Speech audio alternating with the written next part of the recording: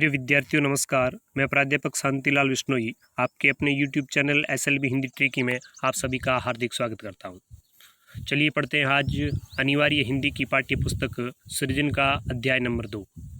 तो पाठ शुरू करने से पहले मैं सभी विद्यार्थियों से निवेदन करूंगा कि आप अधिक से अधिक विद्यार्थियों तक इस वीडियो को पहुंचाएं और घर बैठे हिंदी अनिवार्य की पाठ्य पुस्तक है उसका अध्ययन जारी रखें। तो चलिए शुरू करते हैं अध्याय नंबर 2। अध्याय दूसरे का नाम या शीर्षक यह है भ्रमर गीत से चयनित कुछ पद, जिसके रचनाकार है कवि है वो सूरदास है और सूरदास के बारे में हम यहाँ इस पाठ के अंदर पढ़ेंगे। तो भ्रमर गीत एक सूरदास की महत्वपूर्ण रचना है और वहाँ से यहाँ पर कुछ पदों को लिया गया है। इस रचना का नाम भ्रमर गीत क्यों पड़ा, यह भी अपने आप में एक बहुत ही रोचक विषय है, क्योंकि भगवान श्री कृष्ण उद्धव को भेजते हैं योग साधना का संदेश देने के लिए और उद्धव को गोपियाँ हैं वो भ्रमर कहकर संबोधित करती है और वहीं से गोपी और उद्धव संवाद है उसको भ्रमर गीत के नाम से जाना जाता है। तो यहाँ पर सबसे पहले हम सूरदास का परिचय प्राप्त करेंगे। सूरदास का जन्म 1483 ईस्वी और मृत्यु 1563 ईस्वी में।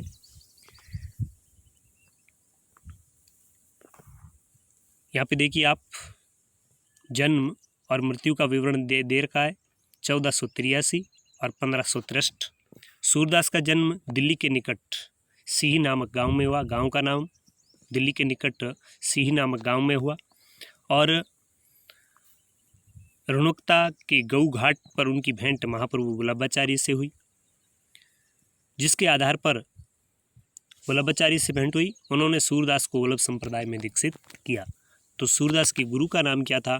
तो सूरदास के गुरु का नाम था वल्लभाचार्य। किस संप्रदाय में दीक्षित थे? तो वल्लभ संप्रदाय में दीक्षित थे। किसने दीक्षित किया? तो वल्लभाचार्य ने दीक्षित किया और उनको भागवत की कथा सुनाई, जिसके आधार पर कवि ने उच्च कोटि के साहित्य का सृजन किया।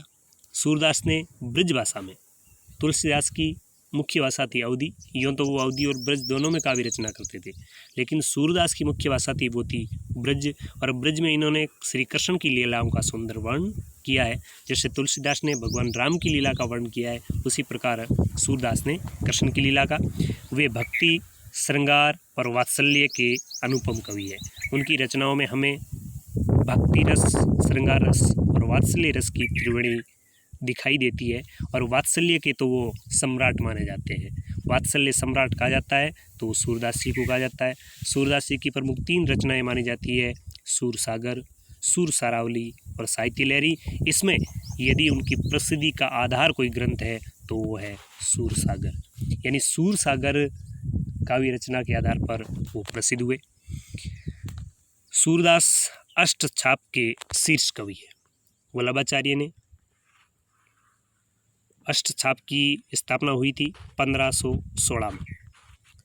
तो उस अष्टछाप के मुख्य कवि है वो है सूरदास, जिसमें 4 शिष्य थे वल्लभाचार्य के और 4 शिष्य थे विठलनाथ के।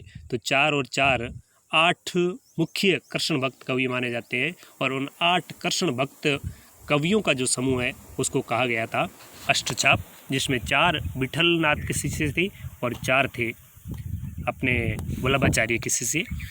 कृष्ण के लोकरंजक रूप को काव्य आधार बनाकर, लोक कल्याणकारी रूप को काव्य का आधार बनाकर उन्होंने जयदेव और विद्यापति की जो परंपरा है उसको आगे बढ़ाया। सूरदास का काव्य हिंदी साहित्य की अमूल्य निधि है और उसके बारे में कहा जाता है, सूरदास के बारे में क्या उक्ति, देखिए आप, सूर सूर तुलसी शशि। सूर है वो सूर्य के समान। सूर किसके समान?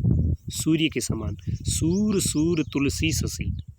सूर सूर तुलसी शशि, तुलसी है वो चंद्रमा के समान है और कैसे उदास है वो एक तरीके से आप मुख्य चमकीला तारा है उसके समान कह सकते हो। और कवि खग्योत सम, खग्योत का अर्थ तारे भी होता है और खग्योत का अर्थ जुगनू भी होता है, जो इधर उधर प्रकाश करते हुए घूमते हैं। तो इस हिंदी साहित्य जगत के सूर्य और चंद्र किसको माना गया है? तो सूरदास को सूर्य माना गया है और तुलसीदास को चंद्रमा माना गया है।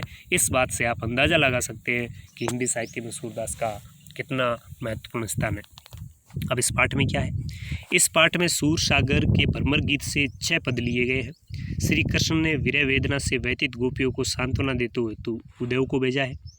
उद्धव उन्हें निर्गुण ब्रह्म और योग का उपदेश देते हैं। भगवान श्री कृष्ण ने गोपियों को सांत्वना देने के लिए उद्धव को भेजा है, लेकिन उद्धव गोपियों से कहता है कि आप सगुण की भक्ति छोड़ दो, भगवान श्री कृष्ण को भूल जाओ, और वह उद्धव गोपियों को निर्गुण ब्रह्म और योग का उपदेश देते हैं। तभी वहाँ एक पर भंवरा आता है। अब इस वृत्तांत का, इस गोपियों और उद्धव का जो संवाद है उसका नाम भ्रमर गीत क्यों पड़ा, तो वो रोचक विषय है, उसका जो रहस्य है उसका यहाँ पे उद्घाटन हो रहा है। तभी वहाँ पर गोपियों और उद्धव के बीच में संवाद चल रहा है, तभी वहाँ एक भंवरा आता है। गोपियाँ भ्रमर के बहाने उद्धव को जवाब देती है। गोपियाँ कहना तो उद्धव को चाहती है, लेकिन बीच में माध्यम किसको बना रही है? भंवरे को। उन्हें कड़वी ककड़ी के समान योग का संदेश अरुचिकर लगता है। उनके लिए मिलन और विरह दोनों स्थितियों में श्री कृष्ण से लगाव लाभदायक है। मथुरा को काली काजल की कोठरी के समान बताया है। उनकी आंखें कृष्ण दर्शन को व्याकुल है। वे निर्गुण ब्रह्म के रूप में रंग निवास माता पिता आदि का ब्यौरा जानना चाहती है। कृष्ण की याद दिलाने वाले वन उपवन लता वितान यमुना आदि विरह काल में भीषण संतापदायक उनको लग रहे हैं। ये गोपियाँ और उद्धव के मध्य जो संवाद हुआ है उसका इन पदों के अंदर वर्ण कवि तुलसीदास ने किया है।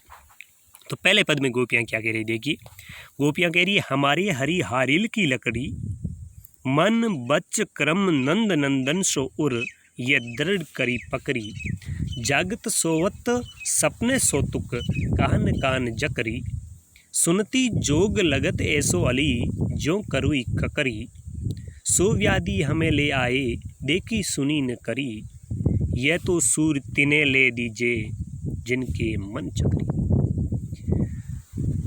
प्रसंग कुछ इस प्रकार होगा कि प्रस्तुत पद्यांश हमारी पाठ्य पुस्तक सृजन से उद्धृत है।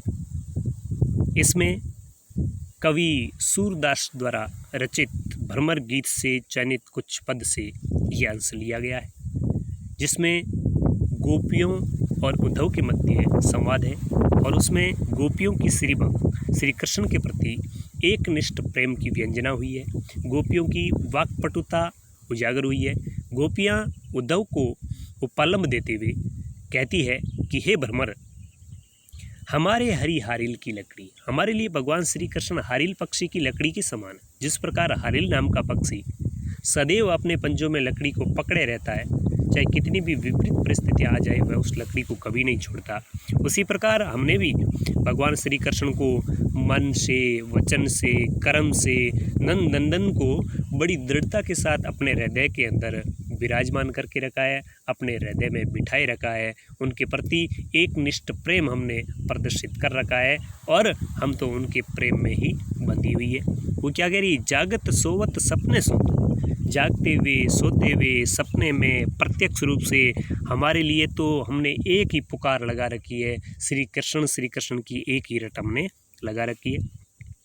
सुनते ही जोग लगत ऐसो अली, हे भंवर, हे भोरे, तुम्हारा ये योग साधना का संदेश सुनने में हमें ऐसा लगता है मानो हमने कड़वी कोई ककड़ी खा ली हो। जिस प्रकार कड़वी ककड़ी अरुचिकर होती है, कड़वी होती है, अच्छी नहीं लगती, उसी प्रकार उस कड़वी ककड़ी के समान तुम्हारा ये योग साधना का संदेश हमें तो अरुचिकर लगता है।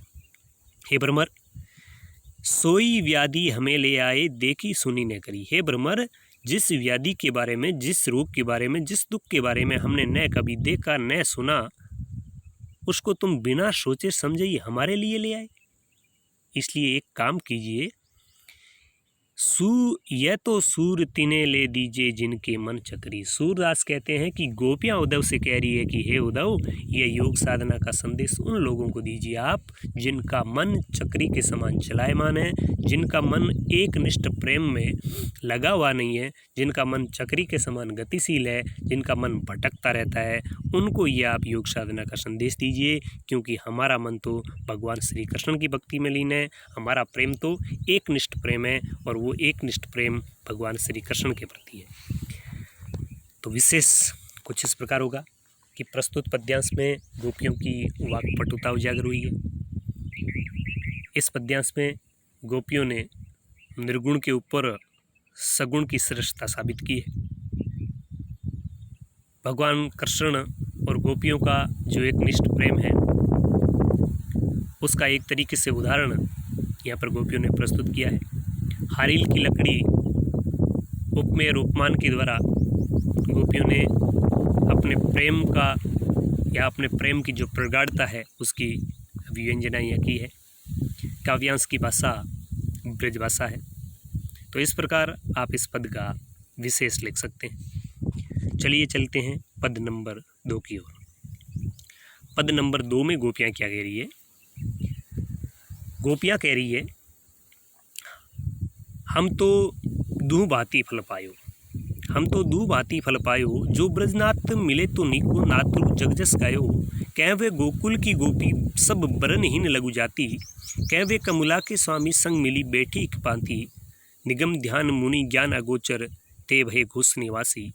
ता ऊपर अब सांच कहो ध्यो मुक्ति कौन की दासी। जो कथा पा लागो उदो ना कहू बारंबार, सूर श्याम तजी और भजे जो ताक की जननी चार। गोपियाँ क्या कह रही है उद्धव से कि हे उद्धव, हमने तो दोनों तरफ से फल प्राप्त कर लिया है।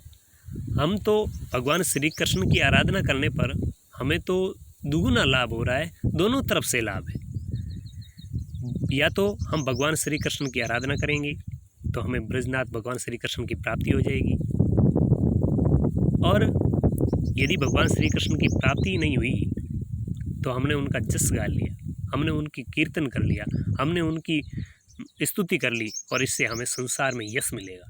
या तो हमें भगवान श्री कृष्ण का गुणगान करने से, उनको बार बार याद करने से, या तो हमें भगवान श्री कृष्ण मिल जाएंगे, उनकी कृपा दृष्टि हम पर हो जाएगी, और नहीं तो हमें संसार में यश की प्राप्ति होगी। कह वे गोकुल की गोपी सब बरनहीन लगु जाती। कहाँ तो हम गोकुल की गोपियाँ, छोटे कुल की, छोटी जाति की, और कहाँ वे भगवान श्री कृष्ण। कह वे गोकुल की गोपी सब बरनहीन लग जाती, निम्न वर्ण की, निम्न जाति की। कहाँ तो हम गोकुल की गोपियाँ, और कहाँ वे साक्षात कमलापति विष्णु भगवान श्री कृष्ण, उनके साथ हमें बैठने का सौभाग्य मिला। यही हमारे लिए बहुत बड़ी बात है। गोपियाँ क्या कह रही? कह वे कमला के स्वामी संग मिली बैठी एक पांति। तो कमला यहाँ पर कमला के स्वामी भगवान विष्णु के लिए आया है कि भगवान विष्णु के अवतार, भगवान विष्णु के रूप श्री कृष्ण के साथ हमें बैठने का सौभाग्य मिला। ये भी हमारे लिए एक बहुत बड़ी बात है। जिस भगवान श्री कृष्ण को क्या माना गया है? वेदों में बहुत बड़ा ध्यानस्थ योगी माना गया है, जिसको प्राप्त करने के लिए मुनि, ज्ञानी और मुनि लोग रात दिन जप और तप करते हैं, जो उनको भी अगोचर है। ऐसे ही विष्णु के रूप भगवान श्री कृष्ण हमारे ब्रज में निवास करते हैं। इससे बड़ा हमारे लिए और सौभाग्य क्या हो सकता है? हे उद्धव, इतना होने पर भी ता ऊपर अब साच को दियो मुक्ति कौन की दासी। तुम मुक्ति की रट लगाए हुए हो, तुम मोक्ष की रट लगाए हो। हे उद्धव, यदि वह खुद विष्णु का अवतार, ज्ञानी और ध्यानियों को नहीं मिलने वाला, जो अगोचर कहा जाता है, जो बहुत ध्यानस्थ योगी माना जाता है, वो हमारे गोश में निवास करता है, वह हमारे ब्रज में निवास करता है, तो अब तुम ही बताइए कि मुक्ति बड़ी हुई या उनका सानिध्य बड़ा हुआ। कहने का आशय गोपियों का यह है कि हमें उनका साथ प्रिय है, हमें उनका साथ मिल जाए तो हमारे लिए मुक्ति कोई बहुत बड़ी बात नहीं मानी जाती। जो कथा पा लागो दो ना कहू बारंबार। हे उद्धव, हम गोपियाँ तुम्हारे चरणों में पड़ती है, तुम ये योग की कथा हमें बार बार मत कहो, क्योंकि सूर श्याम तजी और बजे जो ताकि जननी सार। सूरदास कहते हैं कि भगवान कृष्ण की आराधना छोड़कर, भगवान कृष्ण की स्तुति छोड़कर जो किसी दूसरे को भजता है, जो किसी दूसरे को याद करता है, तो उसका जीवन निरर्थक है, उसका जन्म लेकर बेकार है, उसकी माँ ने उसको जन्म व्यर्थ ही दिया है। तीसरे पद में गोपियाँ क्या कह रही है? बिलग जनी मानू उदो प्यारे, वह मथुरा काजर की कोठरी जे आवी ते कारे। तुम कारे सुफलक सुतकारे, कारे मधु भंवारे। तिनके संग अधीस छवि उपजत कमल नैन मनियारे। मानु नील माटते काडे ले, जमुना जाय फखारे। तागुण श्याम भई कालिंदी सूर श्याम गुण न्यारे। गोपियाँ क्या कह रही है कि हे उद्धव, हे प्यारे उद्धव, हमारी बात का तुम गलत अर्थ मत लेना, हमारी बात, हम जो बात कह रही है उसको गलत मत मानना, क्योंकि तुम्हारी वह मथुरा है वह काजल की कोठरी के समान है, और वहाँ से जो कोई भी आता है वह काले रंग का ही होता है, वह वर्ण का भी काला है, रंग का भी काला है, और मन का भी काला है। गोपियाँ यही कहना चाहती है कि मन और तन से वहाँ से जो भी आता है वो काला ही। तुम काले, गोपियाँ कह रही देख ही लो, तुम काले, सुफलक सुत काले, और वहाँ के भौरे है मधुप है वो भी काले। तिनके संग अधिक छवि उपजत कमल नैन मनियारे। कमल नैन मनियारे भगवान श्री कृष्ण के लिए आया कि उनके साथ बहुत अधिक शोभायमान हो रहे हैं काले रंग वाले भगवान श्री कृष्ण। मानो नील माटते काढ़े ले जमुना जाए पकारे। हे उद्धव, मुझे तो यह लगता है कि तुम्हें किसी नील के मटके से निकाला हो और जमुना में ले जाकर उसको प्रक्षालित किया गया हो, धोया गया हो, जिसके कारण बेचारी यमुना है उसका पानी भी काले रंग का हो गया है। गोपियाँ क्या कह रही है, मानू नील माठ ते काढ़े ले जमुना जाए पकारे, ता गुण श्याम भई कालिंदी सूर श्याम गुण नारे। और उसी कारण कालिंदी यानी यमुना नदी है वो काले रंग की हो गई है, और भगवान श्री कृष्ण के तो गुण कितने निराले हैं इसका तो कहना ही क्या, अर्थात इसका तो कोई वर्ण ही नहीं किया जा सकता। देखिए पद नंबर 4, गोपियाँ क्या कह रही है, अंखियाँ हरि दर्शन की भूखी, कैसे रहें रूप रस राची, ये बत्तियाँ सुनी सुखी। गोपियाँ कह रही है कि हे उद्धव, ये आँखियाँ तो भगवान श्री कृष्ण के दर्शनों के लिए प्यासी है, उनके दर्शनों के लिए तड़प रही है, इनको तो सिर्फ भगवान श्री कृष्ण के दर्शनों की ही आशा है। ये भगवान श्री कृष्ण के रूप रस में रची बची है, उनको ये तुम्हारी सूखी बातें, रूखी सूखी योग साधना की बातें हैं वो रूखी सूखी लग रही है। अवधि गणत इकटक मग जोवत तब एती नहीं दुखी। हे उद्धव, बहुत अधिक समय व्यतीत हो गया, लगातार मार्ग देखते देखते, भगवान श्री कृष्ण के आने का इंतजार करते करते, उनकी बाट देखते देखते ये आँखें इतनी नहीं दुखी थी, इतनी दर्द महसूस कर नहीं रही थी जितनी क्या हुआ, अब इन जोग संदेशन उदो अति अकुला नहीं दुखी। भगवान श्री कृष्ण के इंतजार में मार्ग देख देखते ये बहुत लंबे समय तक स्थिर रहने पर भी ये आँखें इतनी नहीं दुखी जितना तुम्हारा ये योग साधना का संदेश देखकर ये अकुला गई है, ये दुख महसूस कर रही है। हे उद्धव, तुम यदि कुछ कर सकते हो तो इतना काम करो। गोपियाँ क्या कह रही है, बारक व मुख फेरी दिखाओ। बारक का अर्थ है एक बार। हे उद्धव, हमें एक बार वह मुख और दिखाओ, हमें एक बार वह चेहरा और दिखाओ। कौन सा चेहरा, दुई पय पीवत पथु की, पत्तों के दोनों को बर्तन बनाकर उसमें गायों का दूध पीते हुए भगवान श्री कृष्ण का वह मुख एक बार हमें और दिखाओ। हम तो उस चेहरे को देखने के लिए लालायित है, हम तो उस चेहरे की जो प्यास है उसके लिए प्यासी है। सूर सिकत हटी नाव चलाओ, ये सरिता है सूखी। गोपियाँ कह रही है कि ये सरिता, मतलब गोपियाँ कह रही है कि जो नदी होती है उसमें पानी होता है तो उसमें नाव चलती है। तुम्हारी ये योग साधना की नाव हम गोपियों के ऊपर चलने वाली नहीं है, हम गोपियाँ सूखी नदी के समान है, और इसमें योग साधना की नाव है वो सूखी रेत पर कभी नहीं चल सकती। तुम हठपूर्वक इस सूखी रेत में योग साधना की नाव चलाने की कोशिश मत करो। पद नंबर 5 देखिए, पद नंबर 5 में गोपियाँ क्या कह रही है, निर्गुण कौन देश को वासी। जब उद्धव निर्गुण साधना का संदेश गोपियों को देता है तो गोपियाँ कह रही है कि हे उद्धव, वह निर्गुण है वो कौन से देश का निवासी है। हमें आप निर्गुण योग साधना का संदेश दे रहे हो तो हमें ये पहले बताइए कि आपका वह निर्गुण है वो किस देश का निवासी है। हे भोरे, मधुकर शब्द उद्धव के लिए आया, हंसी समझाए, हमें सही सही बताओ। हम मजाक नहीं कर रही है, हम तुम्हारी हंसी नहीं उड़ाएगी। हम सौ दे, सौ का अर्थ है सौगंध देकर, कसम दिलाकर, शपथ दिलाकर, हम उद्धव तुमको शपथ दिलाती है, हम तुम्हारी हंसी नहीं उड़ा रही है।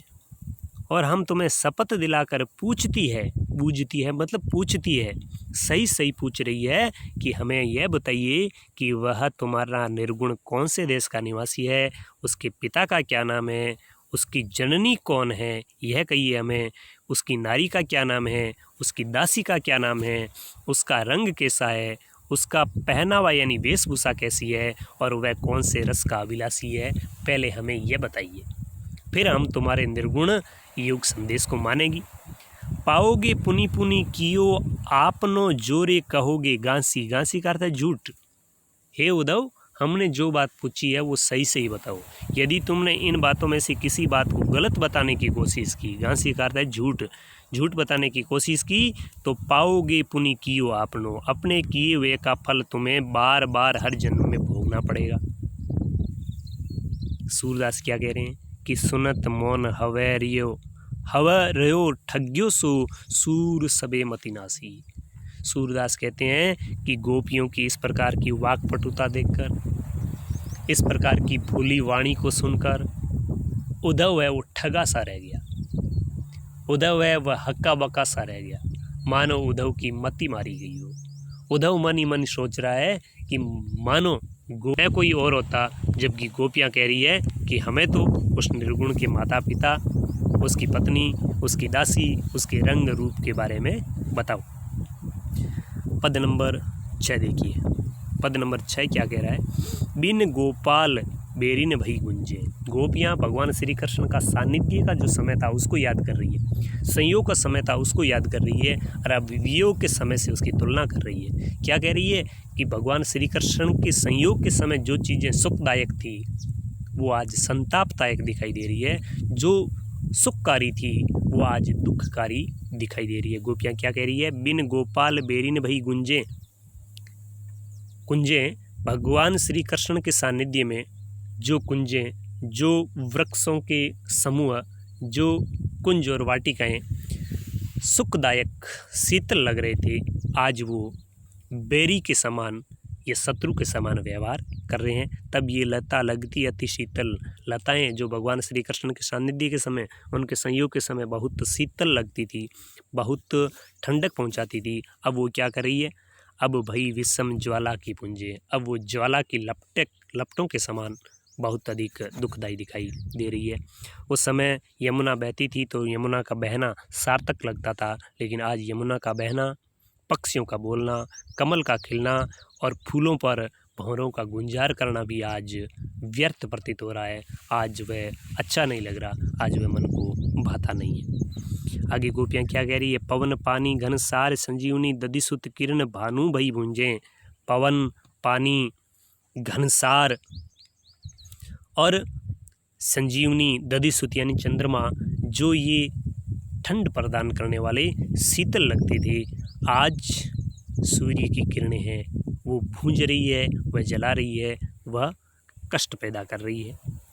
हे उदो, गोपियाँ कह रही है, हे उदो कहियो माधव सो विरह कदन करी मारत लुंजे। हे उदो, भगवान श्री कृष्ण से जाकर कहिए, माधव शब्द भगवान श्री कृष्ण के लिए आया है कि माधव से जाकर कहिए कि विरह रूपी करोत है, विरह रूपी कटार है, वह लगातार हमें असक्त किए जा रही है। विरह रूपी जो कष्ट है, विरह रूपी जो एक तरीके का संकट है, वो हमें लगातार कमज़ोर कर रहा है।